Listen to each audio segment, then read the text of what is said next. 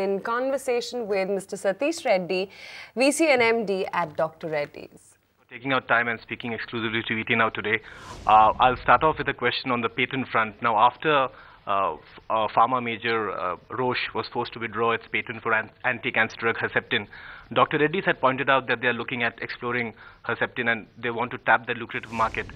Could you give us a sense of how important Herceptin is as part of your oncology pipeline, and if there are any timelines with regards to the launch of the drug? So very specifically, I won't talk about Herceptin itself and our plans for that, but overall, if you see our biosimilars portfolio, this happens to be one of the products as part of the portfolio, and especially because it comes under the class of monoclonal antibodies, there's tremendous potential, which is why the first product that we launched, rituximab, was a huge success, which we had launched in India, taking it to emerging markets, taking it all over the world. And also we'll follow it up with a few other biosimilars, of which one of the products is Herceptin. Could you throw some light on your plans for the biosimilars and injectable segment, sir? So biosimilars as a portfolio is something that the company has been working on for almost the last 15 years. So here we have chosen very difficult products, especially in the area of monoclonal antibodies. And even today we have two biosimilars, rituximab as well as darbepoetin, which were the first biosimilars to be launched in the world for those products at that point of time. So there are a few more products which are in the pipeline, majority of which again skewed towards monoclonal antibodies, which we'll continue to work on and then launch.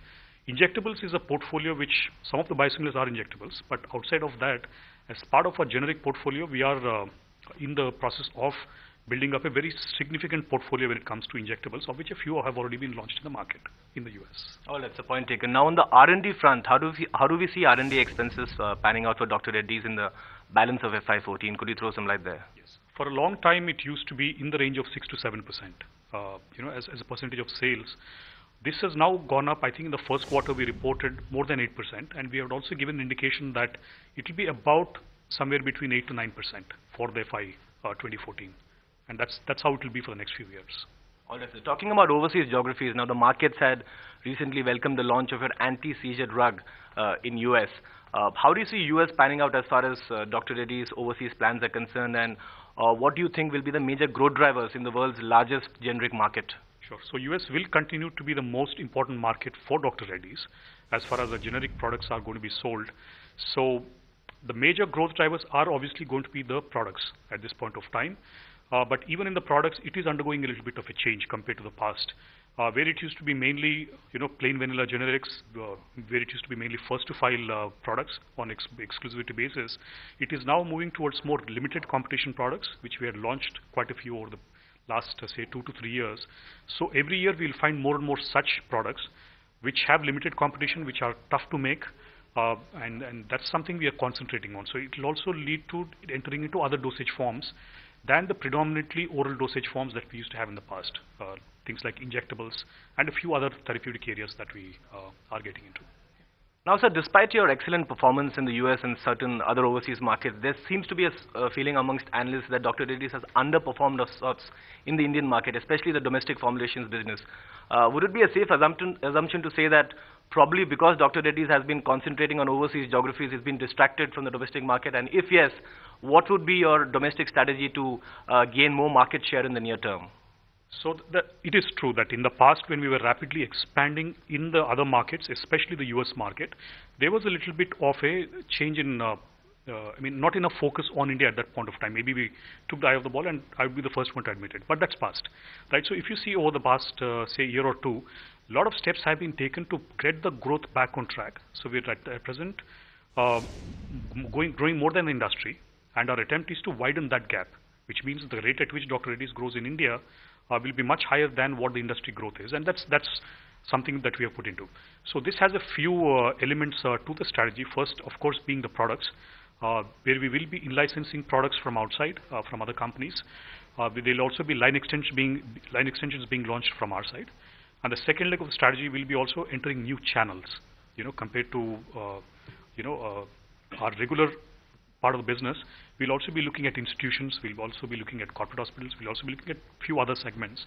And also the third part will be the OTC, which also we have plans to enter into the segment. Now, when it comes to inorganic growth, sir, can we expect Dr. Reddy's to be an active participant in the M&A sphere? And if yes, could you outline your strategy as far as domestic or overseas acquisitions are concerned, and also which segments have caught the fancy of Dr. Reddy's? Sure. So M&A will always be part of a strategy. So except the difference will be that compared to the past, compared to Dr. Reddy's itself in terms of how we did acquisitions, or compared to the industry, our acquisitions are centered around a few areas, right? So first one would clearly be augmenting our capabilities in research, right? So especially when I said tough to make products in generics, it requires significant capability building, for which currently we are working with several partners. So over a period of time, we will also need to bring these capabilities in-house, and Octoplus, for example, which we acquired recently, would be an example of acquiring such kind of capabilities. So there will be a string of acquisitions to build that capabilities. That's on one leg. There will also be other areas which we will continuously look for, which is emerging markets, filling in the therapy gaps, so which will involve acquisitions either through acquiring brands in those therapeutic areas, or even companies which help us in that kind of an area. And of course, domestic is something we are always open to, but I don't think the current environment is good enough for acquisitions to happen, or consolidation to happen. But when it happens, we will be an active player. All right, so point taken. Now let's move and shift focus to overseas regulators. Back in 1987, I was doing a little bit of research on your company. Dr. Reddy's was perhaps the first Indian company to have a plant that was US FDA compliant. But in the recent past, we have seen a lot of scrutiny from the US regulators as far as Indian pharma companies are concerned. But strangely, it looks like the domestic regulator seems to have missed it and seems to have not caught what the overseas regulators have caught. What do you think is missing in this entire jigsaw puzzle? And do you think that there is a mismatch of the overseas versus domestic regulatory inspection norms? So if you see the norms per se, the Indian regulatory norms are as good or even better than what you see with most of the overseas, especially the developed markets in terms of the norms. But I think the issue is one of enforcement, right? So the issue is one of enforcement. The issue is one of diligence in terms of how these regulatory inspections are carried out. So as far as the US FDA is concerned, because it's an evolved system, it's been several years, it has really set the standards. So it starts at a very high level. That's where the US FDA starts. But then when it comes to India, it is not that our people are less diligent or they didn't look at the whole issue. It is just the sheer magnitude. If you take the number of companies which are involved, if you also see the kind of standards that companies maintain, I think there will be a little bit mismatch in terms of the resourcing that the regulatory authorities in India have, and also the way at which they go about doing the inspections. So I think again there's a whole lot of perspective in it. Time is too short to explain this, but I think India can get there provided the staffing, the resourcing, and also the diligence required in terms of inspections is stepped up to a much higher level than what it is today. So would I be jumping the gun if I were to say that prima facie there seems to be an apparent mismatch? I would not call it a mismatch. That's why I said in terms of, let's also give credit to the authorities here, because of the expansion with which the Indian industry grew is something unmatched. In the Western world, it's a completely different set of issues. But I think the authorities are looking at it, but lots more needs to be done if the issues that we have seen currently don't occur in the future. Now, sir, back in 2010, you had said that Dr. Reddy's would reach $3 billion in revenues by 2013. Are you sticking to that, or would you want to revise that stance? So I think we have clarified this earlier that this is more of an aspiration that we had indicated, right? So the aspiration should not be taken as a guidance.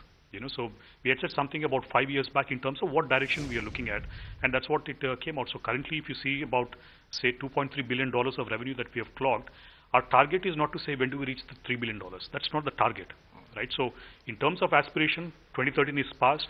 There's much more to look at. There is the year 2020, and then things beyond that.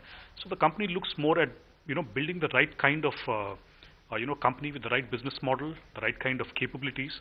To really build a valuable company. So that's really our focus, and not the numbers that you're talking about. One last question, Mr. Reddy, and this one's on a personal note. How does it feel like running the company without one of the biggest legal luminaries of the Indian pharma industry, Dr. Reddy? So it is a huge loss for us, Dr. Reddy passing away, but I think in terms of running the company, his style was always, since the time he founded the company, he was the visionary, he was the one who set the agenda, and then he left it to the people to continue running it. Right. So in terms of letting go, he had done that pretty early in his career. So between me and Prasad, So we've been able to, we've been running the company for over the last decade, but we do miss the vision part of it. Yeah. All right, so thank you so much for speaking to ET Now today. With that, it's back to you in the studios.